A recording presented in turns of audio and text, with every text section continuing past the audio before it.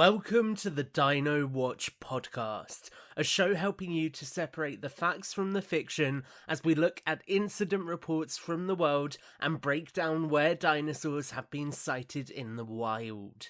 As we promised in last week's episode, today we are sitting down with a spokesperson from the Department of Fish and Wildlife, David. Since 2018, the DFW have been dealing with the consistent threat of dinosaurs in the wild, and they've been working hard to promote the conservation of these unique animals whilst also dealing with the ecological damage which they have been causing as they have integrated with our society. There are lots of stories about the DFW, and not all of them are pretty. In this episode, we're going to break down the track record of the DFW, revisit some of the stories we covered earlier in this season, and ask for definitive answers on some of the biggest challenges we are facing. David, thanks for joining us. Why don't you tell us your background in the DFW? Sure, Tom. Thanks for giving us an opportunity to set the record straight. I'm David, one of the DFW's senior field agents, meaning I spend a lot of the time out in the wild overseeing operations to rehabilitate and contain these animals appropriately. A lot of the time, these animals aren't as scary as we might think when we treat them with respect and humility. So a big part of my job is ensuring that we do just that. Yeah, I think humility is a huge part of the role that you're in currently. Obviously, the DFW more broadly are facing a huge challenge. Dinosaurs and prehistoric animals are now in the wild. What are you doing about them? Well, you're right. Dinosaurs do present a huge challenge, but we're doing quite a bit to try to contain them. We're working in partnerships with various organizations, including the Department of Prehistoric Wildlife, to attempt to contain these animals where we can. You know, they didn't choose to be here, but we do still have a duty to deal with the fact that they are here.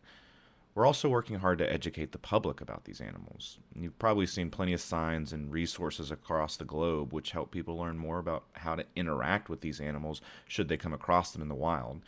We continue to work with paleo experts like Dr. Ellie Sattler, Dr. Ian Malcolm, and Dr. Alan Grant to ensure the public knows the risks which are out there. And then there's the Dino Tracker, your way to keep track of encounters with these animals and learn more about how to deal with them. You know, I think it's fair to say that there's a lot we're doing to help people right now.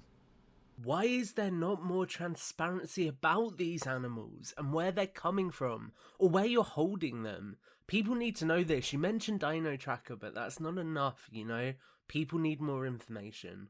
Well, we need to be sensible, Tom. I'm a listener. You've mentioned poachers on previous shows, and they aren't the only threats out there for dinosaurs.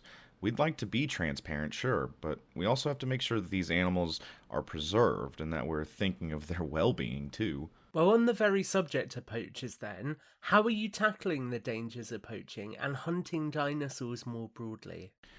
You know, it's a marathon, not a sprint. We continue to tackle poaching and hunting where we can. We've worked in partnerships across the globe to tackle black market auctions, and we're working hard to pass legislation which will protect these animals and their rights. There isn't going to be a fix-all solution overnight, but we're confident that we can continue to make a sustained difference over time.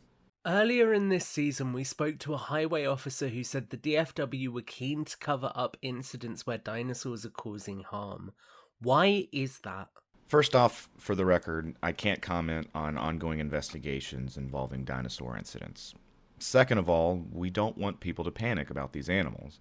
Dangerous encounters are a rarity and are far from a common occurrence. Big Rock showed us that carnivores do pose a huge risk. So what are you doing to tackle them as well?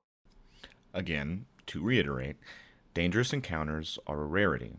I won't get into specifics, but Big Rock was an unfortunate incident, but both the DFW and DPW teams learned a lot from that encounter. We're vigilant, now more than ever.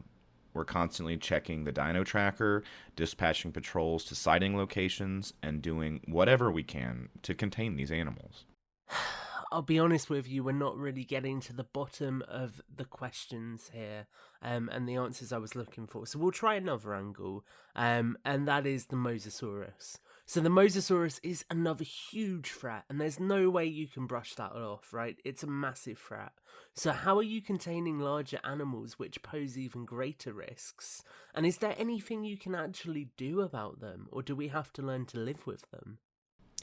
Tom, as I've outlined, we are doing everything we can. Okay, so you say you're doing everything you can. Why aren't you doing more? No, okay, Tom, I think that's enough. Time to talk about you. We've had our eyes on you and this whole Dino Watch podcast for quite a while now.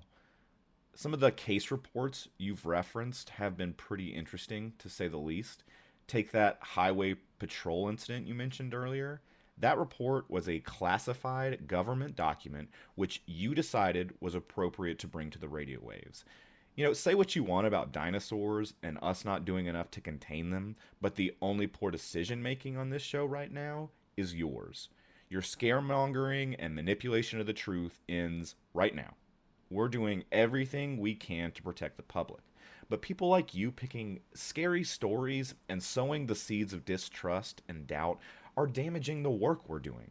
How are we meant to focus on keeping people safe with people like you picking through reports, making people feel unsafe, and just causing more issues? Yes, Tom, we have been watching you closely, and we're not the only ones. In fact, I think some of my friends at the FBI might be pretty curious about how you acquired some of those documents you used in making this Wait, show. what do you... I haven't done...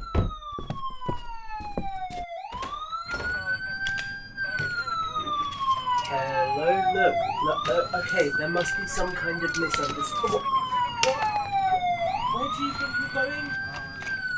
Don't touch that, that's in the middle of a recording, we can't turn that... And that brings the Dino Watch podcast to an end. Rest assured that we are doing everything we can to keep people safe.